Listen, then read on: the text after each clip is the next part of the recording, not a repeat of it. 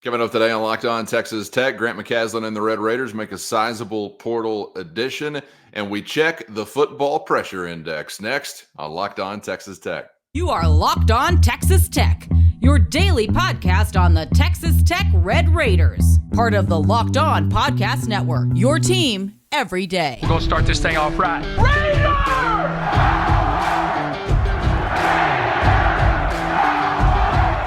Everything runs through Lubbock. Great to be with you again on Locked On Texas Tech on the Locked On Podcast Network, your team every day, always free and available on YouTube or anywhere you get podcasts. And today's episode brought to you by Monopoly Go. I do admit it, I have a competitive side, and it is a big fan of Monopoly Go, the mobile hit twist on classic Monopoly. So join your friends and download Monopoly Go now for free in the App Store or on Google Play. With the only Chris Level, I'm Casey Cowan. Chris, great to be back with you today, my man, and we got more portal pondering to do. Now, we do actually have something bubbling up to the surface in the form of a big-time commitment for Grant McCasland and the Red Raiders. We'll get to that in just a second. Also want to talk football with you here today. Want to get to an interesting comment from Red Raider head coach Joey McGuire and take a look at the pressure index that not only Coach McGuire, but his coordinators are facing as we head into the 2024 season. But we made mention of this on yesterday's show following the commitment of Kevin Overton, the Drake transfer, 6'5" perimeter player, somewhat a in-betweener as well, I suppose. But you made reference to also some significant size potentially being out there for Texas Tech in the form of Pittsburgh transfer Federico, who decides he's going to be a Red Raider. I want to talk to you about how these guys may fit in. A little bit of speculation going to be involved there, obviously, because we've still got a roster yet to be completed, but want to talk about how they could fit into what we presume could be a collection of pieces here for Coach McCasland in year number 2. But in general, what'd you make of the player? What do you make of the get for Texas Tech? Well, as we kind of touched on yesterday, this was, and as we've kind of talked since the end of the season, I mean, this is, was something you desperately needed, not just size, but size in the paint. And, to replace Warren, to replace Robert Jennings, I mean, you need some pieces here that, can protect the rim, can be a lob threat. Can give you some length and athleticism off of a pick and roll and all these things. And so you knew that you were going to get a couple of types like this. And so you've now added one and but I think he's this is a kid who started basically most of 2 seasons for Pitt. I think the majority of the games, like 85 or 90% of the games, he was the starter at center. Not crazy numbers offensively, not crazy numbers on the glass. I do think he has a very nice statistical, block percentage and all those things, which would suggest to you that, he can affect shots, alter shots, block shots, all those kinds of things, which that is huge. And, did I watch a ton of Pitt basketball? No. So do I know how they were using him offensively or anything like that? No idea. And so I think, it depends on what, Coach McCasland kind of envisions there on how they want to utilize him on offense. Because, if we're being honest, I mean, Warren's numbers were somewhat modest. They were double-digit-ish. On the points and rebounds on a lot of nights. Sometimes it's a little bit more, sometimes a little bit less. But I think that he was an integral part of what you were doing. And so I would say that you've added a starter / rotational player. It's just kind of like palms up on which, how this, how exactly this will look. Because as you said, Cowan, it's not put together yet. So you don't know what all you've got going here. Yeah, some of them seem like no-brainers. This guy is going to be in the starting lineup. Some of them are kind of in that sort of in-between category. And I guess as far as this guy is concerned, I don't know, if it depends upon what else you may add, but it's hard to envision 6'11" spending a whole lot of time on the bench, given the needs for Texas Tech, or the lack thereof, I guess, as far as the size is concerned. In the front court, I just think if you've got that type of physical presence, then you're probably going to find your way into some significant minutes. And I don't know how many more, big guys are out there for Texas Tech to make a run at or potentially land.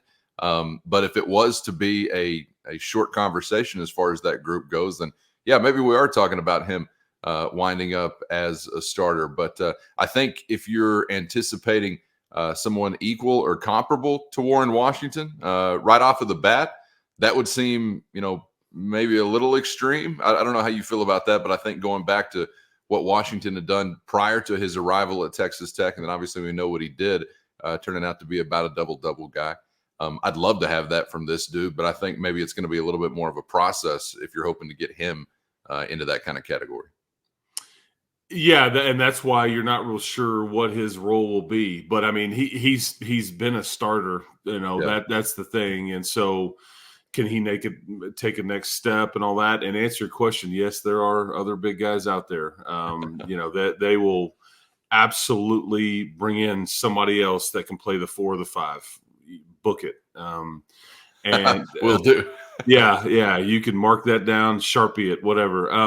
They also they're gonna bring in another guard, likely a point type, player, and maybe 1.5 type guards. In that you may bring somebody that's really a point, and then somebody else that is a guard that can play that or play off the ball and all that. But yeah, you'll bring in that's my guess is you really hone in on 3 or 4 more additions, and then if you don't fill up your final 1 spot or 2, I'm trying to make sure I'm right at the math here on how many spots you have. But I think you need another big, you need another guard-ish, maybe 2, and then maybe another wing type. And then I think you're good depending on what you've added, and with a spot or 2 available, if my math is correct. So. But that's what they really, I think, need. And because what's happening here is that there are some delayed portal entries because the way NIL, I guess, is working in a lot of these places in the country. I heard a national podcast about this, and I was like, yeah, that makes sense. These guys will get paid at different times of the month, but I think most NIL contracts or opportunities or whatever, they're tied to, hey, but if you get in the portal, it's out, it stops.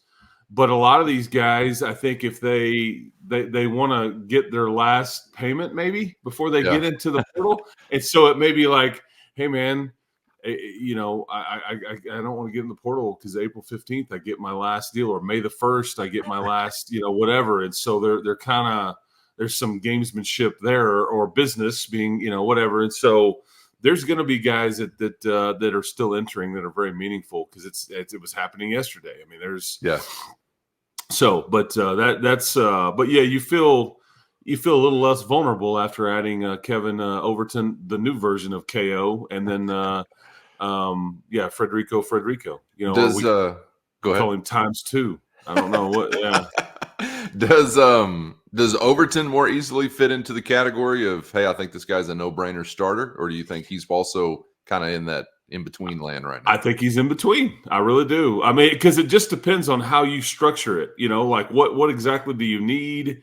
I mean, could I envision like Kevin Overton starting at the 2 guard? Sure, but I mean, somebody tell me who's going to play the point. Because you don't have that right now. I don't. That Chance McMillan is more of a off guard player and shooter and catch and shoot guy, but you're a little more crowded at the 3 or the 2 because you've got now Kerwin and Darian Williams and you can always play Darian at the 4 in certain situations. You've got Devin Cambridge that can play the 5 if in a small ball scenario. He could play the 3 or the 4, I guess, too. So that position is a little bit more. But I think they see Kevin Overton as more of a guard. So it's just he's a taller guard. But I don't know. I don't know, depending on what else you add, if he's a starter just yet. Same with Federico. But I do know this: you're bigger as a team than you were, at the beginning of the week, and that is good. Not just number of players, but length and size too. Yeah. Was there an obvious connection, or how do you think this kind of came together with the Pitt transfer? Is there, a staff member that has a connection or a previous relationship, NIL, different conference, Big 12? Is it the Womble? Is there anything obvious, or is it just kind of a collection of maybe all the above? First, today's episode brought to you by Yahoo Finance. Wouldn't it be great if you could see all of your investment and retirement accounts in one place? Well, with Yahoo Finance, you can consolidate your views from multiple accounts into one hub and access the expert analysis you need to tend to your entire portfolio with confidence. When it comes to your financial future, you may think you've done it all. You've saved, you've researched, you've invested all that you can, but now you need to take those investments to the next level by using what every financial great uses: Yahoo Finance. For more than 25 years, Yahoo Finance has been the brand behind every great investor. And whether you're a seasoned investor or are looking for that extra guidance, Yahoo Finance gives you all the tools and data you need in just one place. They're the number one finance destination, producing a holistic look at the financial news cycle, including breaking news, original editorial perspectives, analyst ratings, independent research, customizable charts, and a whole lot more. And with a community of over 90 million users each month, their real strength is helping you on your way to financial success. So for comprehensive financial news and analysis, visit the brand behind every great investor at yahoofinance.com, the number one financial destination. That's yahoofinance.com, yahoofinance.com. There is a guy that works from the States, that works overseas, that has been integral in like getting, I don't know if the right word is European, but just players from overseas and getting them to the States, giving them opportunities and saying, hey man, there's a player over here, and all that. And I think that's the same thing that took place with EY. And so there's a connection there. Yes. Gotcha. I think it's like some connections to how EY ended up in Lubbock, the Finland connection. And I think same individual, plural, individual or individuals kind of involved here helps that situation out. And see, that's how that stuff works. If EY hates it here, or EY's getting in the portal, or he feels mistreated or whatever, guess what? You're probably not able to get into those conversations for future players and all those things. But when you have a guy that had a great experience, wants to come back, is apparently going to come back, I guess. We haven't seen any announcement, but I'm just going to assume that, and feels like he was treated well and played some. And I thought we saw some upside there. I think that it's like, dude, it's great here. Like, yeah, he would love it here, kind of thing, that whole deal. So that's how that stuff works. And speaking of EY, I'm glad you brought him up. Do you think that, with his kind of trending upwards that we saw as the season went on, are they penciling him in or anticipating that he'll continue that right on into, hey, this guy could be a starter next season? Is he still maybe a little further back in that process than maybe I'm describing there? How do you see him? Because I do kind of forget in general about, the fact that you've got some size already in the program. It was sort of late blooming as the season went on, but we saw some bloom, I think, there eventually, and you saw some potential. So what do you think, like internally inside the program, how do they view him as you look to next season and maybe the role he could play? Well, I think you look at all the upside there. Like, I think he's just not really even tapped into how good he could ultimately be. I think he can, with a full off season with Coach Wright, and just kind of honing his skills, and because he's young, but he has got some size. And I'll tell you what, my favorite thing about him is that I think you saw glimpses of. His free throw percentages aren't going to show it, but he can shoot the hell out of the ball, man. And I think that creates a different dynamic, because he can be a pick and pop guy. He can be a guy that, if you can get him to defend a bit on the perimeter, that means you can put a guy like him and Federico on the floor at the same time in a pinch. and let EY play the 4 or something, because he's just a bit of a mismatch, and you can really go big if you needed to, as opposed to going small like we talked about. So I just like the upside, because I think my favorite thing about him is he never was afraid of the moment, and he got thrown into some really tricky spots, man, but you'd never know it. He didn't shy away or freak out or I mean, he looked like he belonged, even though he may have not known or felt like he knew what he was doing at the time. He's battling, and he never changed his demeanor. He takes coaching, but I just love the shooting touch, and I really blame the free throw misses or numbers on. And Grant talked about that toward the very end of the season. He's like, he's gonna make these as we go forward, and he started to.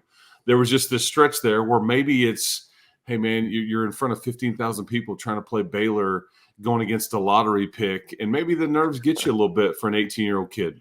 Understandable. Understandable. I'd be like Ollie from Hoosiers, and like, I'm just going to I'm going to granny shot it, because they did grow him small down on the farm.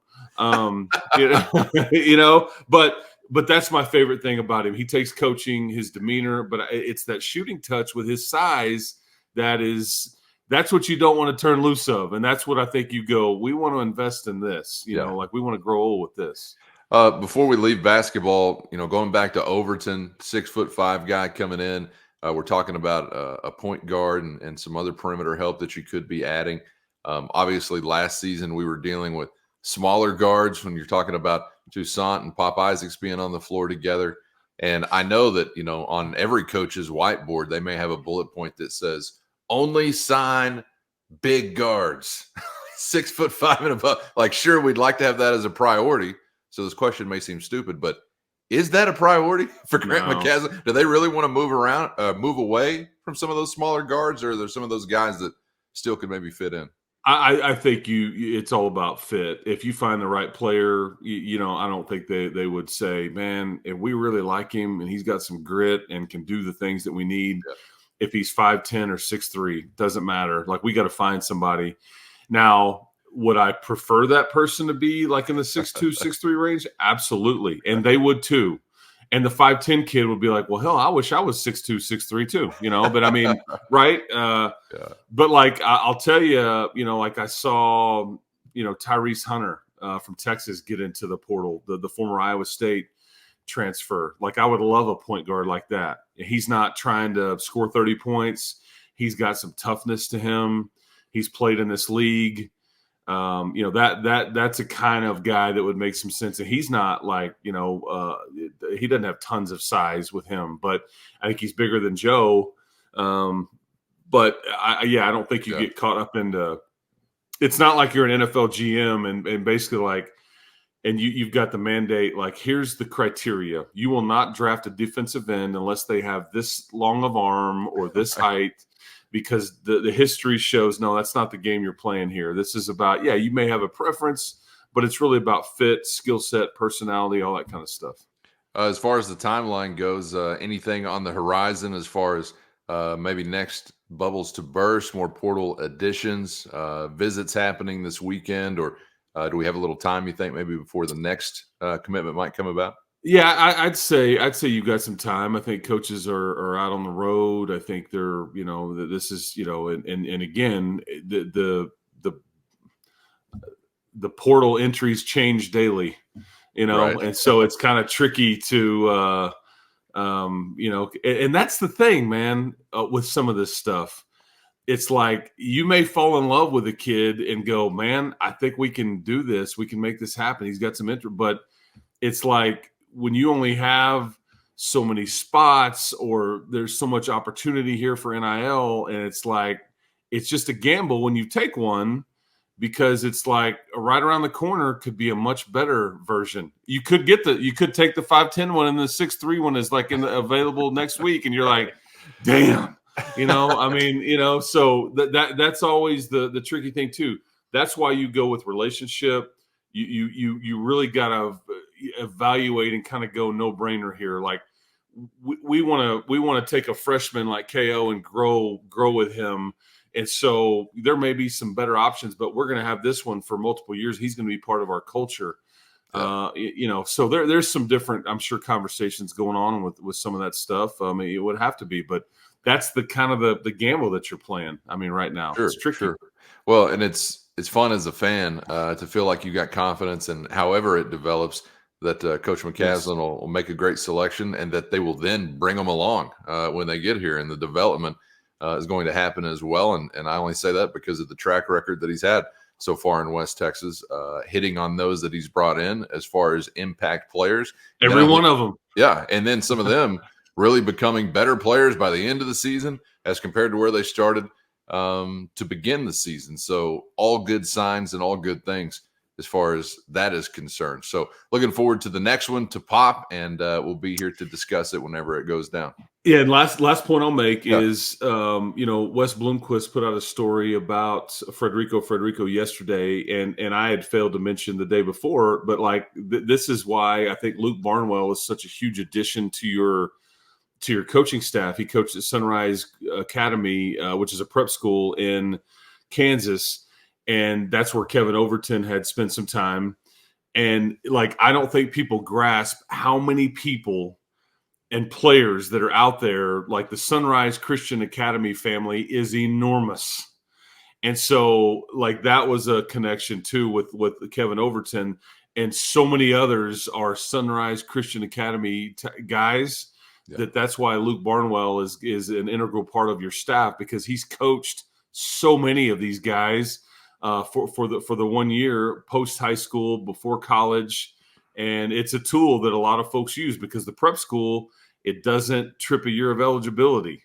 It's it's an in-between year. And so you can kind of almost extend your high school career. But anyways, I wanted to make sure we mentioned Coach Barnwell, because he was integral, I think, in them all knowing about Kevin Overton and all that, but he'll be very integral going forward. So if you see in anybody's bio Sunrise Christian Academy, go, well, there you go. There you go. That's a connection. Yeah. Those are the dots to be connected. And hopefully we see that tree bearing some more fruit very, very soon. Okay, we'll leave basketball there for now. I want to wrap up our conversation on a football front as we discuss not only Joey McGuire, but his coordinators, Tim DeRuyter and Zach Kitley.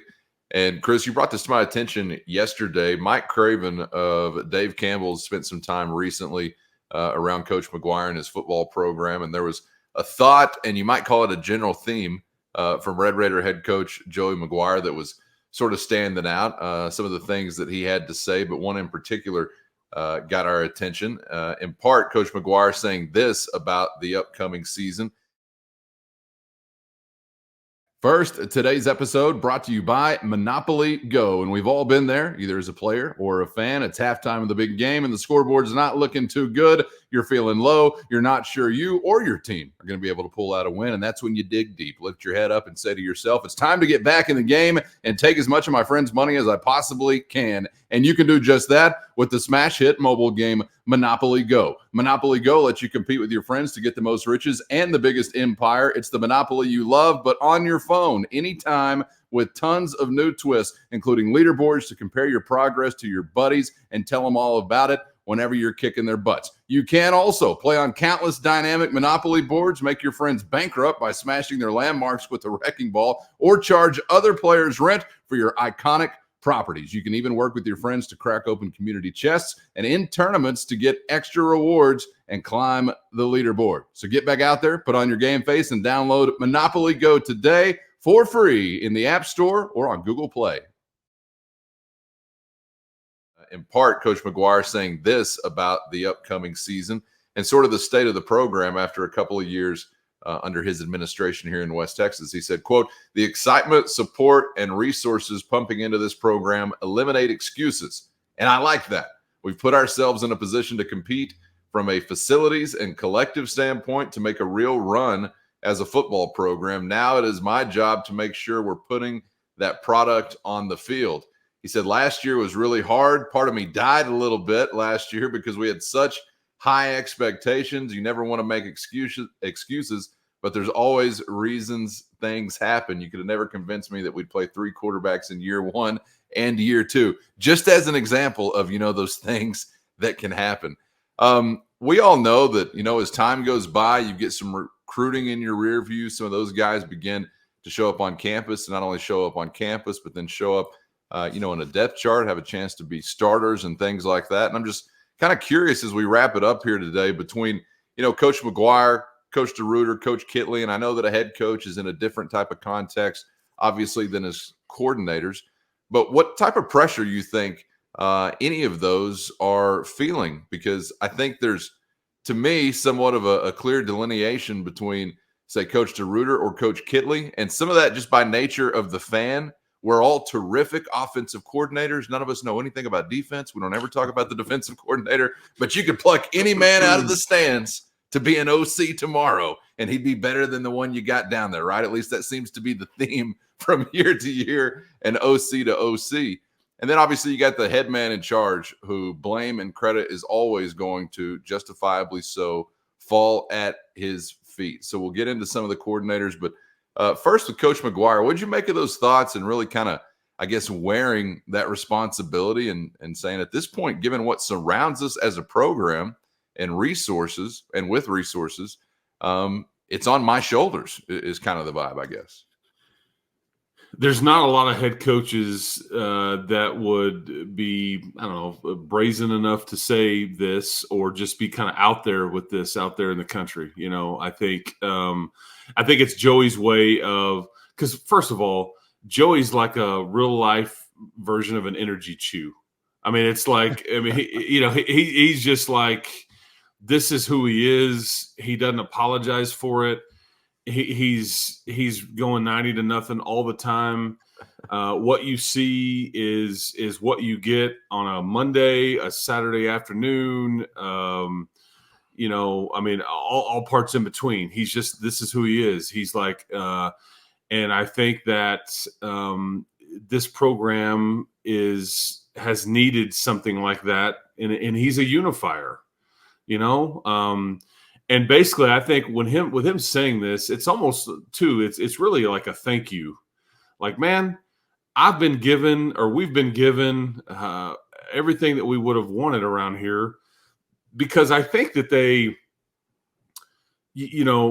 I know Joey has like taken his guys, his staff over to like the Southwest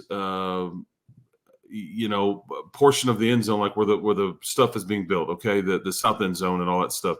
But like there's a portion of the Southwest where like there's a lot of glass, and it's just kind of an enormous, because I think when people see this structure, it's kind of like a house. If we see a house built, you're like, man, it doesn't look that big. And then when you get in there, it's like an illusion. You get in there like, damn, this place is really big. Right. But when you're watching it framed, from afar, it's like, yeah, well, this is very similar. Like you get in there, and there's some magnitude to this structure. I think he's taken his staff in there and actually wanted them to feel the magnitude of it, and almost like, I think, feel the pressure of what is expected of them and how nice it is, and wants them to kind of, feel that and share it with him. This is a big deal. There's people putting a lot of trust in us. But to me, him saying something like this is like almost a thank you too. Like we appreciate what everybody is doing for us and pouring into, facilities and whatever else we may need. If we've asked for it, we've gotten it. And now it's my job to make sure that, we get results here. And we're playing extra home games here. And all the different things that have kind of come with it, because everybody's on the same page. And that's rare these days in college football for administration, fan base, coaching staff. You didn't have a bunch of guys leave in the portal and all that stuff, but it just seems like everybody's kind of on the same page, and that is rare. But that usually works, man. When you get it and sustain it, that is, you can win and win big there whenever you can keep that togetherness going for a bit. So I feel like the pressure is still relatively low for your head coach. I don't think agree. The seat is like warm at all or anything like that. You still are just not too far removed from beating UT and OU for the first time in the same season. not too long ago. You finished on a high note in both of these previous seasons as far as the way you finished the regular season and then obviously what you do in a bowl setting. So you have all these things going for you, even if you didn't live up to what were your own kind of dark horse hardware contending expectations last year. I think we all understand that. It's not like he's reinvented the wheel or blown anybody's socks off necessarily, but I also don't feel like you've really, underachieved or anything like that necessarily. So for your head coach, I think the pressure is very little, even though he's describing, obviously, we feel that because of the support that we have this responsibility and this obligation. I get that. And with the coordinators, Tim DeRuyter, I have to feel like very little pressure because I think on that side of the football, you've done a great job. Also in the face of some adversity, when you think about like what you did with the linebackers and kind of what had to be done there. Ben Roberts was such a great surprise that it made it seem maybe a little bit better than it was. But when you have to go through that, clearly that is a setback when you lose somebody like Rodriguez so early on. But I think for the most part, the defense you've been pretty dang happy with. Offensively, the results have not been what you have wanted them to be. So maybe there's like a temptation to say that there's more pressure on Zach Kittley. But at the same time, and I already made mention of it because Joey McGuire made mention of it, we all know what the quarterback situation has been. So I almost feel like you'd be too quick, to rush to the OC and be like, boy, this has got to be better. This has got to be better. Your seat is getting hotter because you're talking QB3 in 2 consecutive years. So I don't know. I think if anybody was probably at the top of that list, it would be Zach Kittley feeling the most pressure, but I'd almost put him at like a 4.5 out of 10. McGuire and DeRuyter are like at 3s or something like that. So I guess in general, I don't feel like there is a ton necessarily on anyone to be successful or take a hike. So fans may disagree. I know some have very passionate feelings about these guys that I'm describing, but that's my general take. Where do you see it similarly or maybe a little bit different, Chris? Yeah, I get it. These guys are all, well paid, and that comes with the territory of expectations. And, and when you don't win enough games, somebody wants to point the finger at this side of the ball, that side of the ball, this player, this coach, this coordinator, whatever. That's just kind of the nature of sports, right? We understand. I think Zach has had the finger pointed at him often. I don't necessarily think that that's fair, but people may not agree with me there. But I don't care if Mike McCarthy's in here calling plays. If you are on your, second, third quarterback and you're trotting out 18-year-old freshmen, and we all know what a mess the offensive line is or has been for really years. That's not Zach's fault, and do you have any idea what your quarterback situation is going into this season? No, I don't. No, you don't. And it sucks. And Zach won't get any credit for them changing the running game or all that. People seemingly just hand that all to Taj or then we'll say we'll say, why didn't you do it earlier? I think is really what that conversation. And maybe that's there's people that find ways to make sure they criticize Zach, which some of it I've not understood. But I think but Zach also recruited you an Elite 11 guy that's waiting in the wings, and Will Hammond. He's got another stud committed the next year, and all that. And he could. I think this is an accurate statement. I don't know what Barron's situation is going to be later on in the summer or even next year, but he's been here at his alma mater, and has he ever had a healthy quarterback situation? The answer is no. And you can maybe even go ahead and say that about this next season without us even knowing how this plays out, because I just don't know when you're shutting your quarterback down. I just think that's tenuous. So anyway, but I am looking forward to seeing. I think Zach, they've got some answers with some skill players. I think you've got some guys that make his job a lot easier, which you haven't had a lot of. Like the play the other day that the Tech folks sent out there with Josh Kelly, made a couple of guys miss, and then he was gone. You just haven't had these types of guys ready to see Micah Hudson and all these things. But I don't buy that there's much pressure there at all. But don't misunderstand that. These guys feel an enormous amount of pressure to perform and to take blame, and they both want to win. I think Zach Kitley would tell you, I don't care if we're winning games 10-9. And Tim DeRuyter would say, I don't care if we're winning 48-47. You know, I mean, if their side of the balls sucked, you know, but you win the game, hey, we'll take it. We'll figure it out. But like that it's all ultimately about the result here. And there's a lot of synergy between these coaches and coordinators and all that. Again, rare. And I think it's fun to watch.